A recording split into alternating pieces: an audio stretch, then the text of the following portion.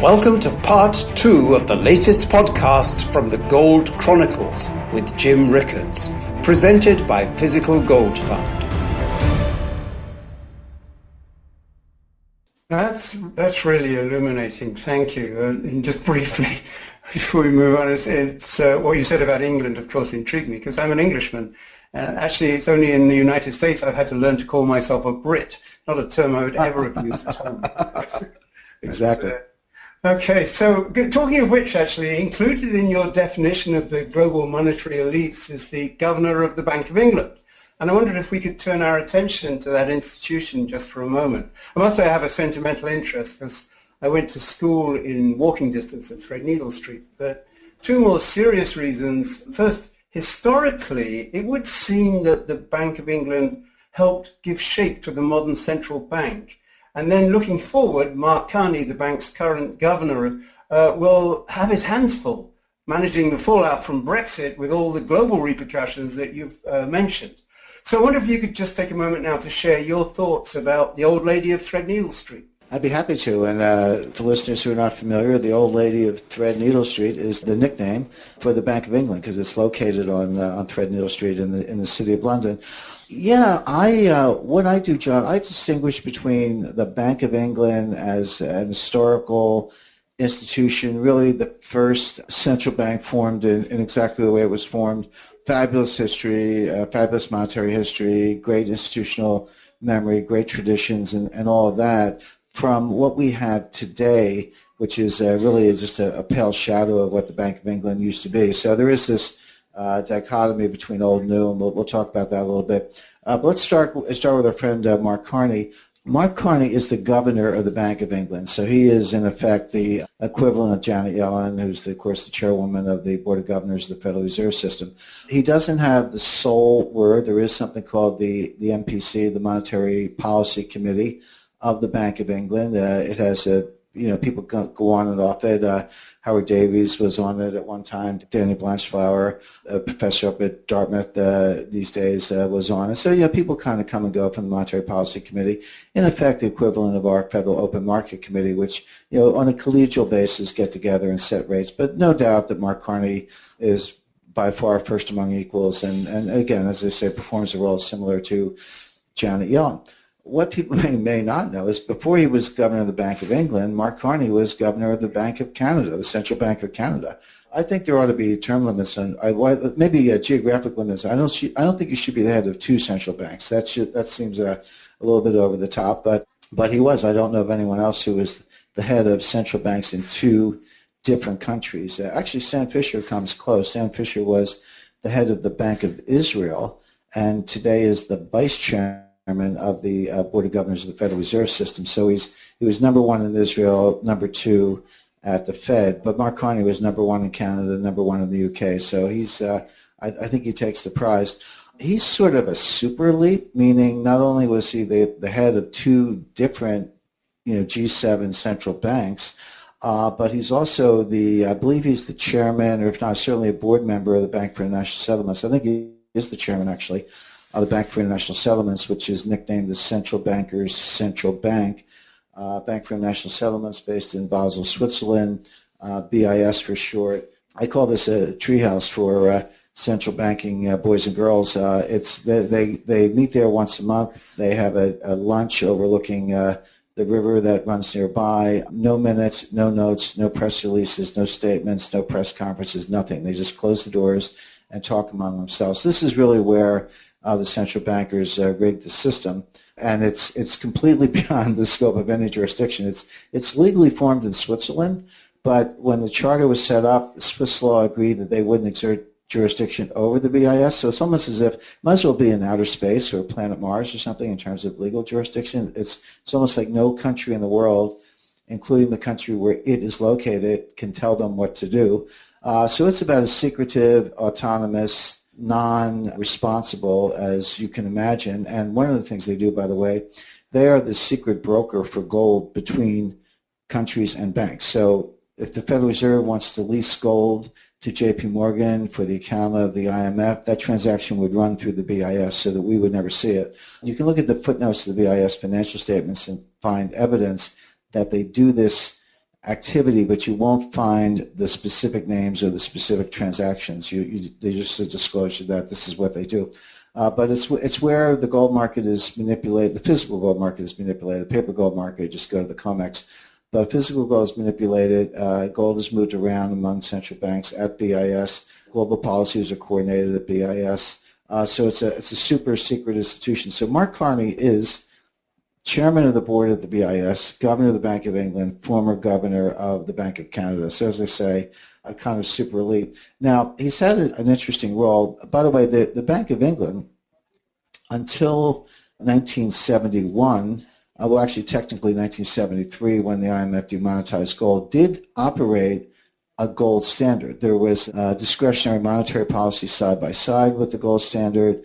There were numerous devaluations of sterling, so I'm not saying it was a flawless performance by any means, but technically they were on a gold standard. But prior to 1914, it was a very rigorous gold standard. So we're talking about a period, I don't have the exact date in front of me, but 17th century. So let's say early 17th century until 1914, a period of almost 300 years, the Bank of England ran a gold standard with about 20% gold. Actually, not that much. It was enough to stand up to the market, but nowhere near 100% of the currency issue. And yet, the pound sterling, the Bank of England note, was considered as good as gold. They also had a gold coin issued by the Royal Mint called the Sovereign. The Sovereign is a 1 ounce gold coin. It was not 24 karat, which is not practical. It was 22 karat, exactly like the American Gold Eagle, which means it had a little bit of alloy, but the alloy was there. You still had your ounce of gold.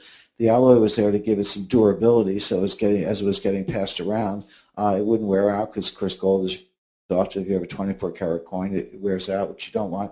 But I'll say, pick a date, 1898, an Englishman boarding a steamship in Southampton, heading for Bombay at the time, today Mumbai, in India, part of the British Empire at the time, would have taken a certain number of Bank of England notes and a certain amount of physical gold sovereigns with him or her, and on arrival, that would have been money good. That was world money. You could go anywhere in the world. It didn't have to be a British colony. Well, it could be anywhere. It could be China. It could be Russia. It could be South America, or the British Empire at the time, later the Commonwealth, Australia. That money that you put in your pocket in London was money good anywhere in the world. It was the last time the world really saw a global monetary standard, at least one that was stable, and they had price stability through that whole time. Now, there were a couple of suspensions, which one would expect during the Napoleonic Wars. Nothing wrong with suspending convertibility during wartime. The war is existential. You have to do whatever's necessary. But to their credit, the Bank of England went back to the gold standard not long after the Napoleonic Wars ended in 1815. So, and then again maintained it under the classic gold standard all the way up to 1914. So you had this, and they understood banking. I mean, what amazes me today, John, is how central bankers don't understand banking. And when I say that, I'm not being facetious and I'm not being derogatory. They're PhDs. They went to MIT and Harvard. They understand financial economics, or they think they do. They understand some version of financial economics that bears very little relationship to the real world.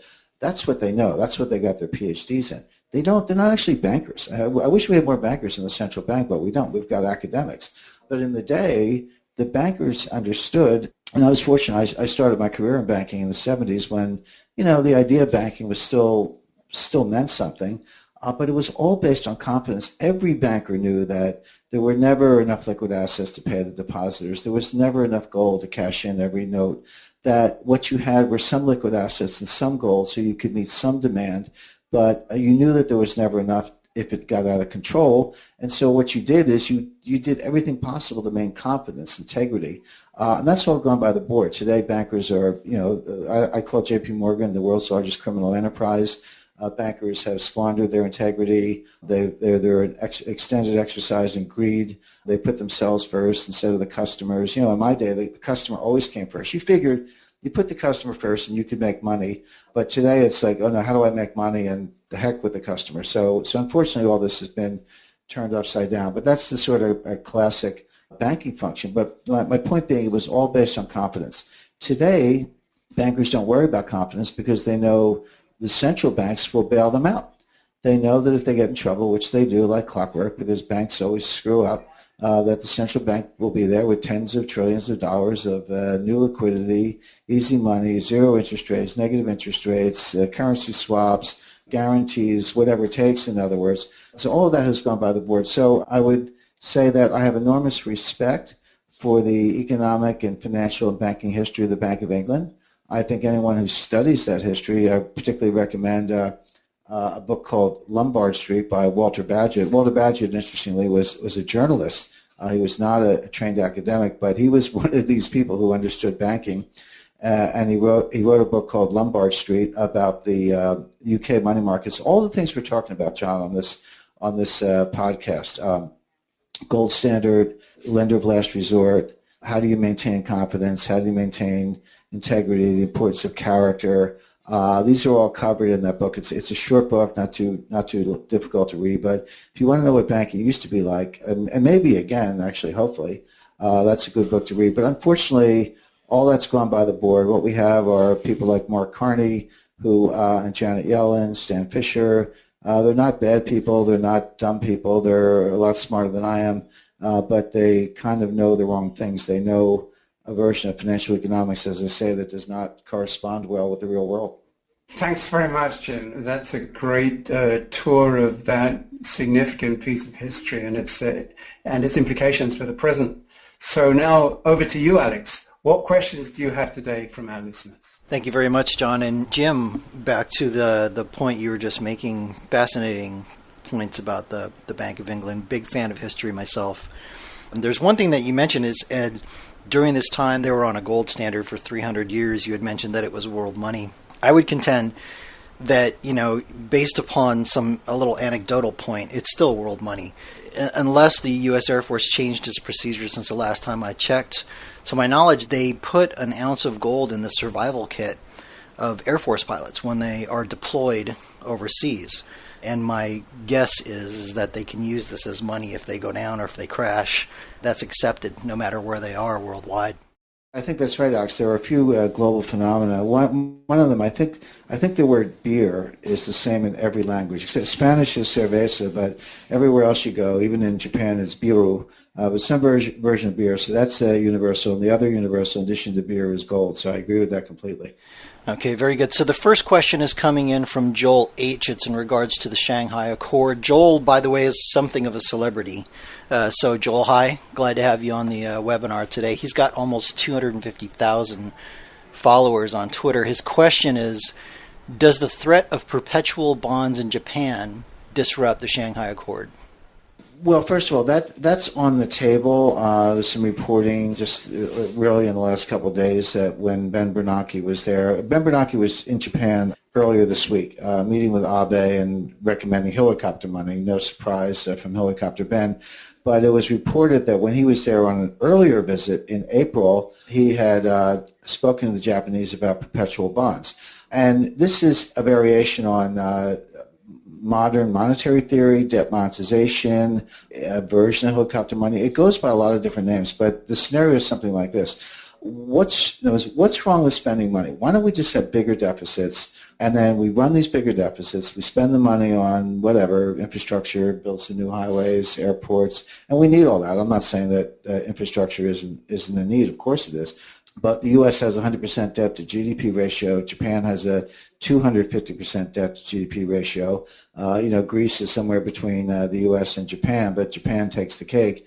And so the question is, okay, maybe some infrastructure spending is fine. Maybe at these low interest rates, it's not even a bad idea. But what is the outer limit on debt? How much debt can a country issue before investors lose confidence in the currency and in the debt itself and just start dumping it? And then, of course, in that scenario, the currency collapses and interest rates go to the moon. And, it's an interesting question. I am certain that there is a limit. I'm equally certain that I don't know what it is. I can't pinpoint it. But what I look at is the dynamic. I look for clues that we're getting closer. I look for evidence that the collapse is coming. And those are what in intelligence work we call indications and warnings. And you kind of look for to try to figure these things out, even though you don't know, as I said, the exact hour and the exact day. Modern monetary theory, and actually what Bernanke is saying, and Adair Turner and others, is saying is, no, it's all good, that you don't have to worry about the confidence boundary. As long as the central bank can print the money and buy the debt, it's all good. So governments should just spend as much as they want, hopefully put it to good use, although I don't really count on governments to do that, but that's the theory anyway. Once again, the theory and the reality tend to be two different things. And so you have these deficits. You say, well, gee, how do I cover the deficit? Well, the answer is issue bonds. Have your Minister of Finance or your Treasury Department or your fiscal authority issue bonds. And then you say, well, what if nobody wants the bonds? So no problem. Just have the central bank buy them. And then the last part of that puzzle is to say, well, gee, okay, but, it's a 5-year note or a 2-year note, and, in 2 years we're going to have to refinance it because that's going to mature, and you're going to have to give the central bank their money back, and we're going to have to refinance that 2-year note. And what if conditions are rocky 2 years from now when I have to roll over my 2-year note, or 5 years from now when I have to roll over my 5-year note? What am I going to do then? What if interest rates are too high? Hey, no problem. Make it perpetual. Never pay it back. That's the theory. That's what Bernanke was talking about. So in theory, Japan would get its economy moving by spending money on infrastructure. They would cover the deficit by issuing bonds. The bonds would be perpetual. The Bank of Japan would print the money, buy the bonds, and hold them on their balance sheet forever. And then people look at me, the modern monetary theorists look at me and say, what's wrong with that? Jim, tell me what's wrong with that. And, it's a tough question. I can tell you what's wrong with it, which is that you're ignoring behavior, you're ignoring history, you're ignoring psychology. Just to put it in more scientific space, you're ignoring, critical thresholds, recursive functions. So it seems we've lost touch with Jim here. Let me just check with Alex. Alex, can you hear Jim? Nope, I think we have lost him. So that does happen from time to time on webinars like this. Well, listeners, I regret we must call it a day here, with apologies to those of you whose questions we didn't get to. We'll be sure to make extra time in our next podcast. So, meanwhile, thank you, Alex and Jim. Hoping you can still hear us, our thanks to you. It's always a pleasure and an education having you with us. And most of all, thank you to our listeners for spending time with us today. Let me encourage you to follow Jim on Twitter. His handle is @JamesG.Rickards. So goodbye for now, and we look forward to joining you again soon. You've been listening to part 2 of the latest podcasts from the Gold Chronicles with Jim Rickards, presented by Physical Gold Fund.